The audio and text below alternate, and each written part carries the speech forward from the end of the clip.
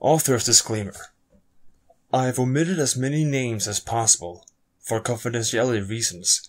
Only one name has been used, but it is not the original name of the individual. I've also excluded the exact geographical location of my former place of employment. Also, for confidentiality reasons, and out of respect for the people who still work and live there.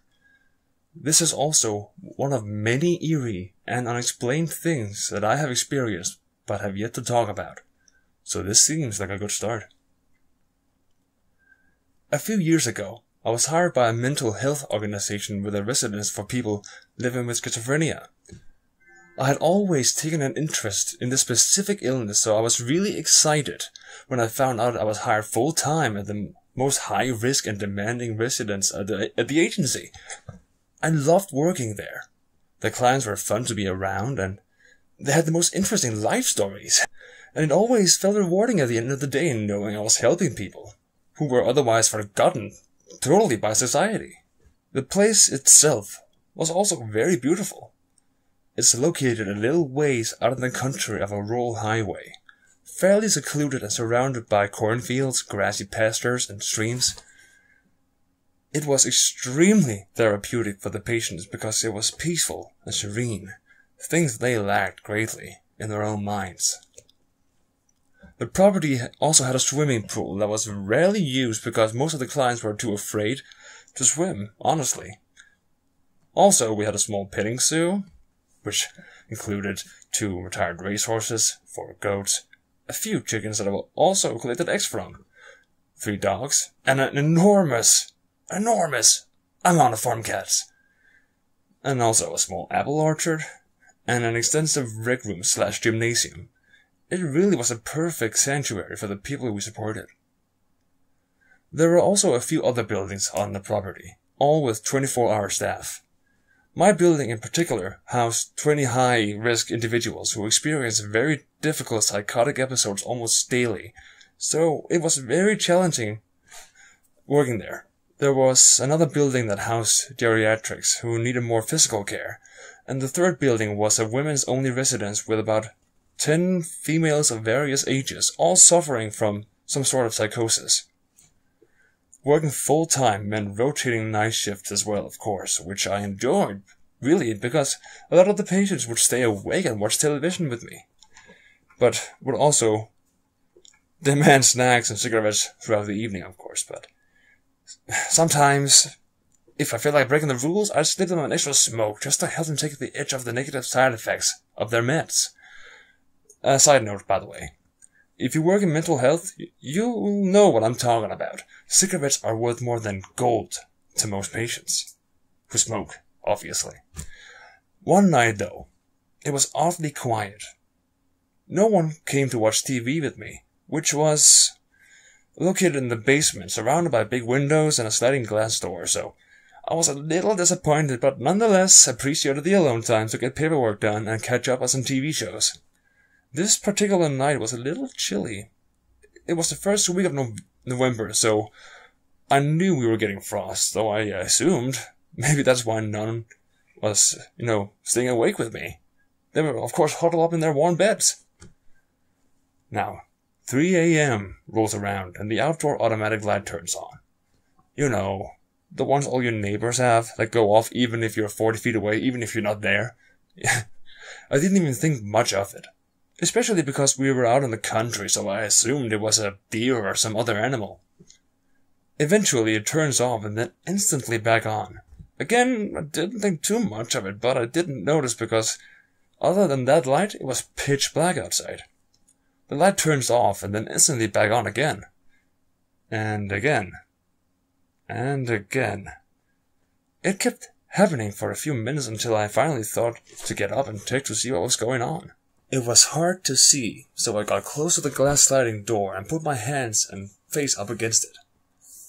I started to make out a fairly large black figure. It wasn't moving, so I was able to focus on it. I started to make out the features and realized it was one of my patients standing there in the dark facing away from the building. I was a little startled and felt my heart race a little bit as I wasn't expecting someone to just be standing there in the middle of a grassy field in the dead of night.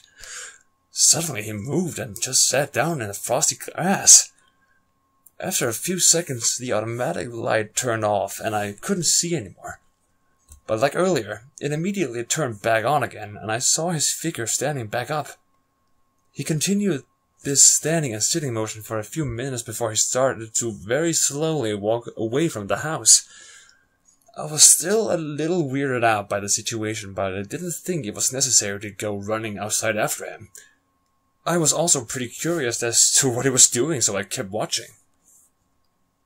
He continued walking until he reached the pool that no one used, and last I remember, it was also emptied for the winter, but now I noticed it was filled with water again.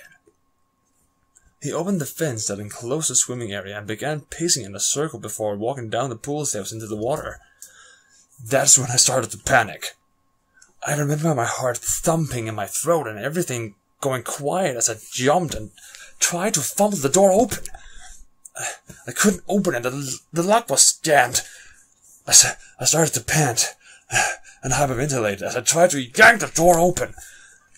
I kept slipping as I tried to use the force of my body to open the door and would scramble back up again so I could try and see what he was doing. I didn't know what to do, so I started to bang on the glass and scream my patient's name. I guess I could have ran upstairs to use another door, but I couldn't think straight. All I could think to do was scream at him in hopes he would stop. He kept walking into the dark water until it was up to his neck. I pulled myself together and quickly took my phone out of my back pocket. I was shaking and crying while trying to dial for help and was about to turn around and run upstairs to use a different door until I felt a hand grab my shoulder. I didn't scream. Holy fuck. I did not scream. I was so scared that all I could do was fall on my knees in shock until I heard, Julie? Julie, what are you doing? Are you okay? I kinda like a snack. I'm hungry. I looked up and it was him? It was him. But how? What? What the fuck was going on? I looked at him stunned with no response and quickly looked back out the window to the pool. Nothing. I remained sitting on the floor for a few more seconds as he kept pestering me, trying to collect myself and figure out what the fuck was going on. I got up, wiped the mixture of tears and fear-induced sweat from my face, and walked with him upstairs to the fridge to help him get some snacks. He kept trying to talk to me, but I couldn't get myself to respond. So I quietly helped him with his food. Probably gave him a whole pack of cigarettes because I was in a terrified daze and sat quietly until morning. My shift was finally over at 8 a.m. When the next staff came in, they asked me if I was okay as I looked kind of frazzled. I brushed it off and said I had just had a lot of paperwork to do and was tired. As I walked to my car, I made a point to walk by the pool to get a closer look. It was empty. No water, not even a cover, nothing. I continued walking to my car and quickly drove home and quit later on that day.